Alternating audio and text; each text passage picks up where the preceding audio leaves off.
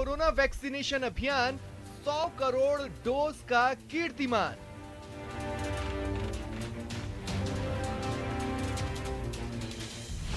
भारत ने महज 278 दिनों में लगा दिए 100 करोड़ वैक्सीन डोज।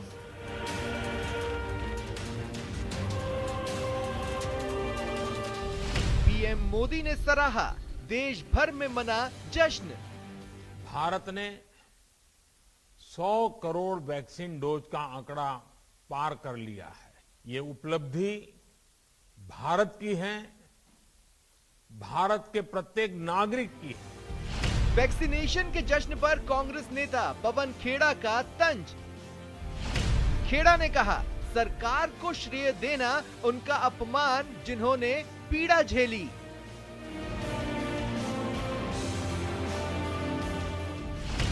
कांग्रेस सांसद शशि थरूर ने कहा, केंद्र सरकार को श्रेय दिया जाना चाहिए। वैक्सीनेशन पर जश्न बनाम सियासत।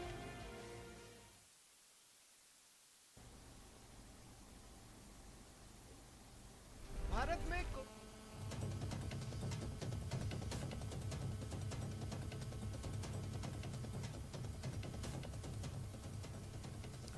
नमस्कार, बहुत स्वागत है आपका। प्राइम डिबेट देख रहे हैं आप, आपके साथ मैं जेपी शर्मा।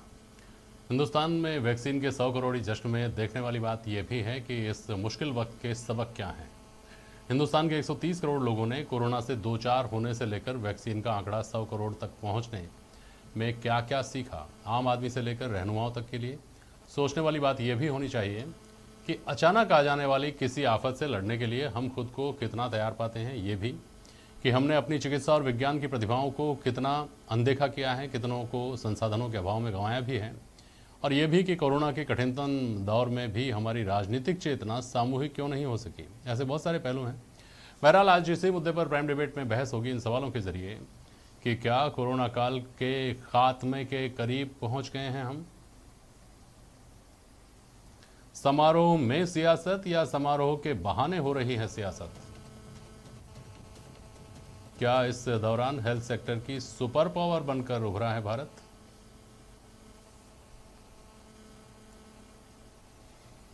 हमारे साथ भारतीय जनता पार्टी के प्रवक्ता मुकेश पारिक साहब हैं, डॉक्टर प्रदीप चतुर्वेदी जी हैं, कांग्रेस के प्रवक्ता गौरांग अग्रवाल हैं हमारे साथ। आप व्यापार उद्योग जगत की नुमाइंदगी कर रहे हैं इस बहस में, और चिकित्सा क्षेत्र से भी हमारे साथ एक्सपर्ट जुड़ेंगे। बहुत स्वागत करता हूं आप सभी का। मुकेश जी, पहले आपके पास आऊं। वेल डन इंडिया कहा आज प्रधानमंत्री जी ने। कांग्रेस कह रही है कि आप इसका श्रेय लेने की कोशिश की जुगत कर रहे हैं, कामयाब नहीं होगी। मुकेश जी, देखिए, सबके पहले तो मैं उन 100 करोड़ लोगों को बधाई देता हूं जिनका वैक्सीनेशन हो चुका है। और एक ये भारत देश की इतनी बड़ी उपलब्धि है जिसे कहा जाए कि जिसको पूरी दुनिया ने सराहा है। और हमारे देश के प्रधानमंत्री जी जिनकी दृढ़ इच्छा शक्ति के कारण हमारे देश ने न कम समय में एक अपनी स्वदेशी टीका का निर्माण किया, साथ ही साथ इतने कम समय में 100 करोड़ लोगों को टीका लगाया। जहां तक लोग सियासत करते हैं या कांग्रेस जिस प्रकार के बयान दे रही है, देखिए, जब ये टीका आया था तो दुर्भाग्य से आप सबको याद होगा कि उस समय कांग्रेस ने ये कैसे टीका लगेगा, इतने लोगों को कैसे लगना संभव है, कितने दिन इसमें लगेंगे। लेकिन एक देश ने 7.5 साल पहले कोई ये सोच भी नहीं सकता कि भारत देश एक ऐसी बीमारी जिसका कोई तोड़ नहीं था, पूरा विश्व जिससे अस्त व्यस्त हो गया था, उसका टीका बनाया। साथ ही साथ अन्य राजनीतिक दल, आपने भी ये कहा, आप पार्टी ने भी, केजरीवाल ने, कि साहब इस टीके पर कैसे विश्वसनीयता, उसकी विश्वसनीयता पर प्रश्न चिन्ह लगाया। और मुलायम सिंह यादव जी के सुपुत्र ने, अखिलेश यादव ने तो यहाँ तक कह दिया कि ये टीका भारतीय जनता पार्टी का टीका है। और कई राजनेताओं ने कहा कि पहले प्रधानमंत्री और ये टीका लगाए। दुर्भाग्यवश इस प्रकार की बातें हुई। लेकिन आज का दिन मैं इस पूरे देश के उन वैज्ञानिकों का, चिकित्सकों का और इस काम में जुटे हुए उन लाखों लाखों लोगों का अभिनंदन करता हूं, अभिवादन करता हूं कि जिन्होंने आज हमारे देश में 100 करोड़ लोगों को टीका लगा के एक पूरी दुनिया में भारत का जिस प्रकार से गौरव और मान बढ़ाया है वो प्रशंसनीय है। साथ ही साथ जिस प्रकार से जो तीसरी लहर पूरी दुनिया के सभी देशों में दिख रही है, लेकिन आज भारत ने जिस प्रकार से सुरक्षा का भाव हमारी देश की जनता में पैदा हुआ है, साथ ही साथ जिस प्रकार से कोरोना के केस बढ़े हैं, और आप देखिए कई राज्यों में तो कई दिनों से शून्य पर ये केस हो गए हैं। तो इसका पूरा का पूरा श्रेय केंद्र सरकार को, केंद्र सरकार की नीतियों को, देश के प्रधानमंत्री को और इस काम में जो लगे हुए वैज्ञानिक, चिकित्सक और कंपनियां, उन सबको देना चाहिए। और ये हमारे को एक जश्न के रूप में मनाना चाहिए और पूरी दुनिया में आज भारत का जो गौरव और मान बढ़ा है उसकी प्रशंसा करनी चाहिए। इस वेल डन इंडिया पर आपका क्या कहना है प्रदीप जी, आपकी पार्टी का क्या कहना है? अजीब विडंबना है कि इस देश में जो आपदा कोरोना की आई थी और उसमें जिस तरह का माहौल हमने देखा, सबसे पहले तो मैं देशवासियों को बधाई देता हूं जिन लोगों को टीका लगा है, चाहे वो दुख में ही लगा हो, चाहे उनको कष्ट हुआ हो तो लगा हो, लेकिन जिनको भी लगा है मैं बधाई देता हूं। उसके साथ साथ सबसे बड़ी बात यह है कि इस तरह के आयोजनों के लिए कैसे कैसे कारण मोदी जी ढूंढ रहे हैं।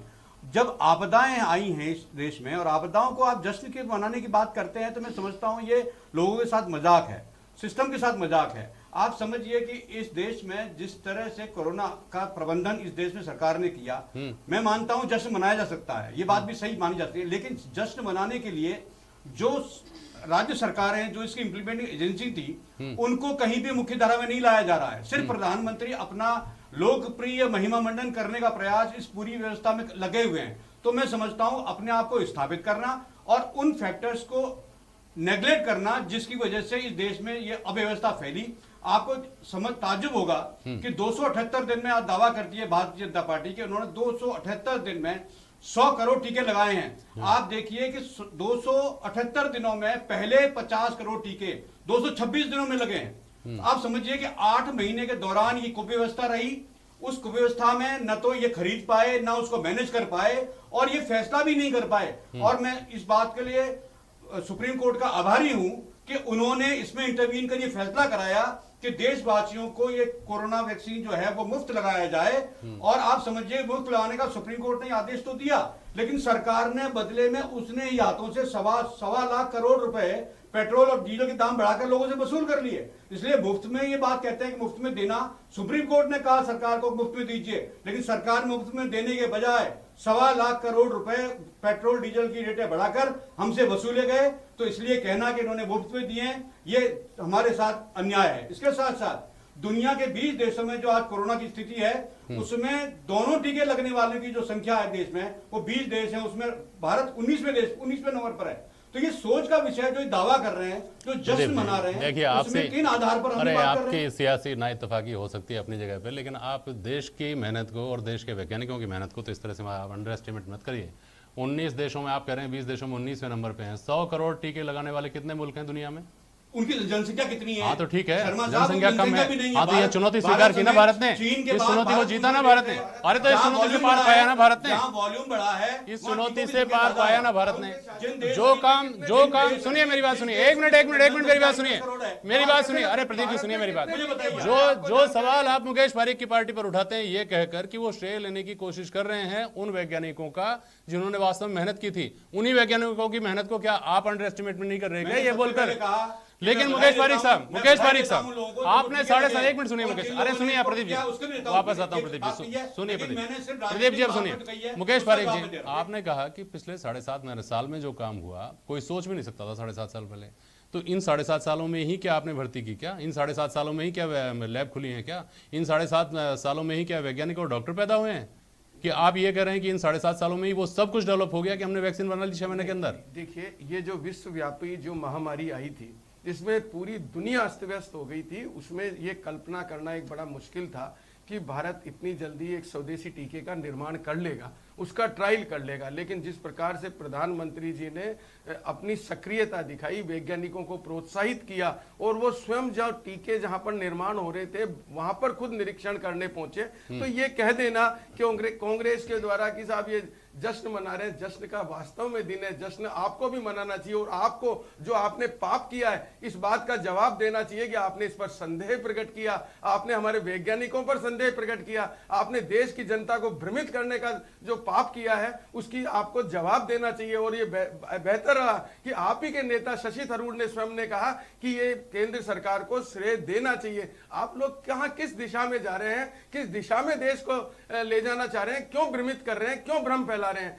आज इस देश ने मेडिकल जो चिकित्सा क्षेत्र में, चिकित्सा विज्ञान में जिस प्रकार की ख्याति पूरी दुनिया में प्राप्त की है, उसकी पूरे विश्व में सराहना हो रही है। और प्रधानमंत्री जी का नेतृत्व है, देश का नेतृत्व है, इसलिए उसका श्रेय देश के प्रधानमंत्री को जाता है। प्रोएक्टिव रोल उन्होंने प्ले किया, उन्होंने खुद का एक जो इन्वॉल्वमेंट था वो दिखाया, पीठ थपथपाई, हौसला अफजाई करी, उन लोगों को बूस्ट किया।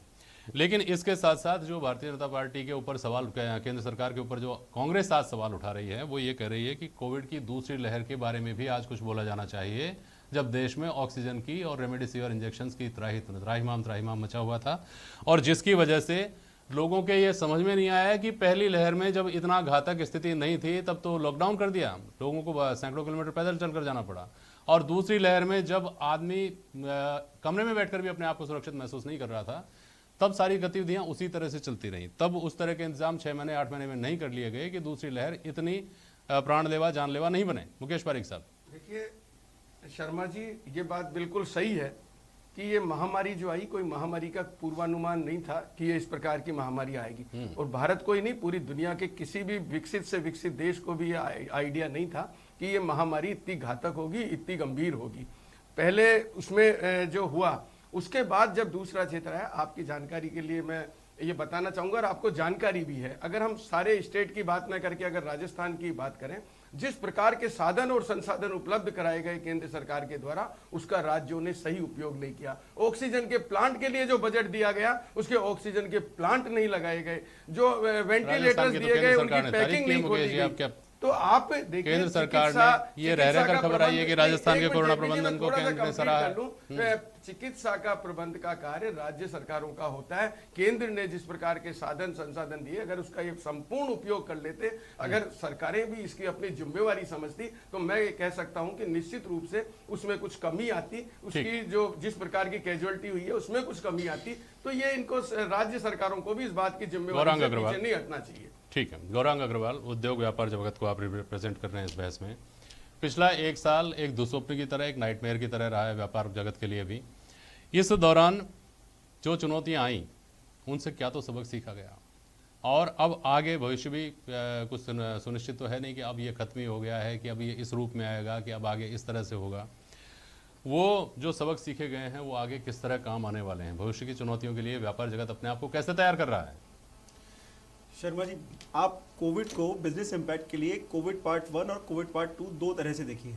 जब लॉकडाउन लगा तो हर आदमी अपने अपने घर में बिल्कुल एकदम लॉकडाउन की तरह रहने लगा। उससे सीधा सीधा इम्पैक्ट बिजनेस पे, बिजनेस के आने वाले जो छोटे मोटे रोजगार थे उस पे, और हर आदमी के जेब पे बढ़ा। जैसे जैसे आपका कोविड सुधरता रहा, और आज जब हम सेकेंड पार्ट की बात करते हैं, तो सेकेंड पार्ट में कोविड ने अब धीरे धीरे बिजनेस को सुधारना चालू किया, अपॉर्चुनिटीज जनरेट करना चालू किया। जहां पहले जीडीपी 6 से नीचे चला गया था, आज सीधा सीधा बिजनेस उसको इम्पैक्ट करके आराम से आज हम एक विश्व के सीधे सीधे मैन्युफैक्चरिंग सेक्टर की तरफ, एक उभरते हुए देश की तरफ जाने में लगे हुए हैं। और सबसे ज्यादा इम्पैक्ट, अब जो सबसे ज्यादा एक पॉजिटिव इम्पैक्ट जो पड़ रहा है, आप शेयर मार्केट को भी देखेंगे, पहली बार ऐसा हुआ है कि 62,000 क्रॉस किया है। आज एआई और एमएल, ये एक टेक्नोलॉजी का जो सीधा सीधा डेवलपमेंट हमको मिल रहा है, वो इस कोविड की ही देन है। जहां पहले लॉकडाउन में हर छोटा व्यापारी अपने घर में सिर्फ अपने खाने पीने के अरेंजमेंट के लिए लगा हुआ था, आज हर आदमी ई कॉमर्स के जरिए अपने हर एक छोटे उत्पाद को हर एक आदमी की पहुंच तक पहुंचा रहा है। ठीक है, एक बात और बताइए कि अब जो वैक्सीन का आंकड़ा 100 करोड़ का पहुंच गया है, और ये उम्मीद है कि बहुत जल्दी बच्चों की वैक्सीन भी आ जाएगी, स्कूल भी खुल जाएंगी, व्यापार जगत फिर से चल पड़ेगा। क्या लगता है आपको कि जो पुराने हालात थे, पहले लॉकडाउन से पहले के जो हालात थे, उनके आसपास पहुंचने में कितना वक्त लगेगा अगर तीसरी लहर नहीं आती है तो व्यापार जगत को? अभी भी शर्मा जी, तीसरी लहर के नहीं आने पर भी जहां तक एजुकेशन सिस्टम का सवाल है, आज भी बच्चों को कोई भी स्कूल में भेजने में उतना ईगर नहीं है, उतना कंफर्टेबल नहीं हो पाता है, क्योंकि जब तक तीसरा लहर के कारण एक दिवाली के बाद और दिवाली के पहले की जो लहर का एक अभी भी एक पूर्वानुमान चल रहा है कि दिवाली का एक बार वेट किया जाए। हाँ, इंफ्रास्ट्रक्चर जो स्कूल एजुकेशन है, हाँ, वो जरूर सुधरेगा। एक नई एजुकेशन सिस्टम हमने जनरेट किया जिसके जरिए ऑनलाइन एजुकेशन से सीधा सीधा आप बच्चों से स्कूल जुड़ा रहा, वो एक डेवलप हुआ, उसके जरिए रोजगारोन्मुखी अवसर पैदा हुए हैं जी, और उसी के जरिए बच्चे भी आगे पढ़ पा रहे हैं, जिससे कम से कम ये हुआ कि लॉकडाउन के कारण बच्चों को नुकसान नहीं हुआ अपने एजुकेशन के लिए। ठीक है, डॉक्टर जीएल शर्मा, मुझे सुन पा रहे होंगे आप। देखिए, हर आदमी के जहन में सवाल ये आ रहा है खास तौर पे तब जब 100 करोड़ का आंकड़ा वो मुल्क पार करता है वैक्सीनेशन के मामले में, जिसकी आबादी 130-140 करोड़ है। इतनी बड़ी आबादी को जब वैक्सीन लग चुका है और बच्चों की वैक्सीन आ रही है, ये बता दिया गया है बहुत जल्द आ रही है, तो सवाल ये आता है जहन में कि क्या हम कोरोना के खात्मे के करीब पहुंच गए हैं? क्या आने वाले वक्त में corona, swine flu, dengue, chikungunya जैसी बीमारियां हैं, उस तरह की बीमारी होकर रह जाएगा, या हमको इस बात से उसी तरह से डरते रहना चाहिए जैसे साल भर पहले डर रहे थे कि कहीं दूसरी लहर, कहीं तीसरी लहर, कहीं चौथी लहर वो तो नहीं आ रही है? Doctor GL. शर्मा जी।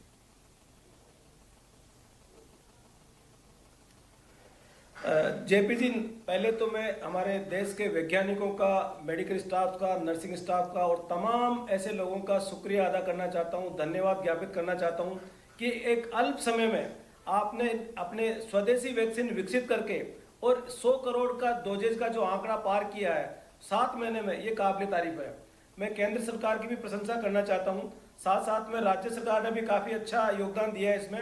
100 करोड़ के लिए सारे धन्यवाद के पात्र हैं। इसको देखते हुए बच्चों की वैक्सीन भी आ रही है और काफी डीएनए वैक्सीन भी अपने देश में डेवलप होने जा रही है। आजकल आप देखते हो कि राजस्थान में केवल 1 या 2 केसेस आ रहे हैं। यही अगर ट्रेंड रहता है तो बच्चों को स्कूल भेजने में मेरे हिसाब से कोई प्रॉब्लम नहीं होनी चाहिए, लेकिन उससे पहले अपन को उनको वैक्सीनेशन करीब करीब कर लेना चाहिए। और थर्ड वेव मेरे हिसाब से जहां तक अनुमान लगाया जा रखा है, पूरे इंडिया में केसेस की काफी कमी होती जा रही है। और अगर यही ट्रेंड रहता है और वैक्सीनेशन का आंकड़ा बढ़ता जा रहा है, 100 करोड़ से आगे भी बढ़ता जा रहा है, तो दूसरी और तीसरी वेव आने की संभावना नगण्य के बराबर रह रही है। ठीक है, लेकिन यहाँ डॉक्टर साहब ये इस परिस्थिति को ध्यान में रखते हुए थोड़ा सा मैं आपकी राय समझना चाहूँगा कि जैसे ही कोरोना कमज़ोर पड़ा थोड़ा और हम अपने आप को ताकतवर समझने लग गए, मास्क उतर गए, सार्वजनिक कार्यक्रमों में लापरवाही देखने को मिलती ही है, और जो नमस्ते का सिलसिला शुरू हो गया था उसकी जगह वापस हाथ मिलने लग गए। यानी तमाम जो डर था, जिस डर की वजह से लोग एहतियात बरत रहे थे, वो डर धीरे धीरे लोगों के मन से होता जा रहा है ख़त्म, एहतियात होती जा रही है ख़त्म। तो इस परिस्थिति के बावजूद मैं पूछना चाह रहा हूँ आपसे कि वैक्सीनेशन का जो ड्राइव है ये हमको कितनी शील्ड देता है, और हम तो ऐसे ही रहेंगे, हम तो नहीं सुधरेंगे, ये मानते हुए क्या मानना चाहिए हमको कि कितना अरसा हमको अभी इस चिंता में जीना पड़ेगा कि कोरोना दुनिया में है?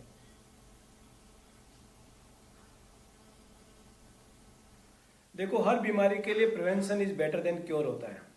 अगर अपन वैक्सीनेटेड कर देते हैं किसी कम्युनिटी को, किसी पब्लिक को, फिर भी अपन को प्रिवेंटिव मेजर तो लेने ही पड़ेंगे। अपन को 2 गज की दूरी, मास्क जरूरी, सैनिटाइजेशन, भीड़ भाड़ से बचने का, रैलियां वगैरह कम करने का, त्योहार में कम मिलने का। अगर कुछ साल भर और अपन ऐसे एहतियात बरत लेंगे तो आई थिंक ये पूरा खात्मा हो सकता है। चलिए ठीक है डॉक्टर साहब। मुकेश पारीक साहब और प्रदीप जी, बिना एक दूसरे पर हमला किए या हमला करना चाहें आप कर सकते हैं, लेकिन आप बीच में ना बोलें, 30-30 सेकंड में आप अपनी बात बोलिए। मुकेश जी आप अपनी बात बोलिए, प्रदीप जी आप अपनी बात। देखिए, वास्तव में आज का दिन हमारे देश के लिए एक ऐतिहासिक दिन हो गया, जिसके लिए हमारे देश के प्रधानमंत्री जी का अभिनंदन है, हमारे इन देश के उन वैज्ञानिकों का अभिनंदन है, चिकित्सकों का है, और जो भी इस कार्य में लगे रहे और जिन्होंने इस लक्ष्य को 100 करोड़ तक पहुंचाया। वास्तव में आज हम सब उनकी प्रशंसा करते हैं, उनको सैल्यूट करते हैं। प्रदीप जी। जी, मैं भी इस आपके माध्यम से कहना चाहूँगा कि डॉक्टर्स, पुलिस, जो भी जिन संस्थाएं इस पूरे अभियान में लगी और जिन्होंने सहयोग किया और जो सहयोग देकर के आज ये लक्ष्य प्राप्त किया है, मैं समझता हूँ उन सभी बधाई के पात्र हैं। और मैं समझता हूँ आने वाले समय में ये जिज्ञासा भी समाप्त होगी, और मुझे लगता है कि ये एक अच्छा अभियान है। और गौरांग अग्रवाल भी कुछ बोलना चाह रहे हैं, बोलिए 30 सेकंड जल्दी से। सर, इंफ्रास्ट्रक्चर तो सुधरा ही है, साथ के साथ ये भी उम्मीद है कि अब आने वाला टाइम कोविड-19 से उभर के और सीधा बिजनेस कम्युनिटी को एक अच्छे लेवल पे लेके जाएगा। जीडीपी भी अब 7+ हम लोग एक्सपेक्ट कर रहे हैं, और साथ के साथ टेक्सटाइल इंडस्ट्री जो कि अब तक एक्सपोर्ट के कारण नीचे जा रही थी, अब इस बार वो उसका पूर्वानुमान इस तरह से है कि कम से कम एक्सपोर्ट सुधरेगा और टेक्सटाइल इंडस्ट्री एक अच्छा अचीवमेंट करेगी। बहुत शुक्रिया आप सभी का आज प्राइम डिबेट में शामिल होने के लिए। आज के लिए बस इतना ही, नमस्कार।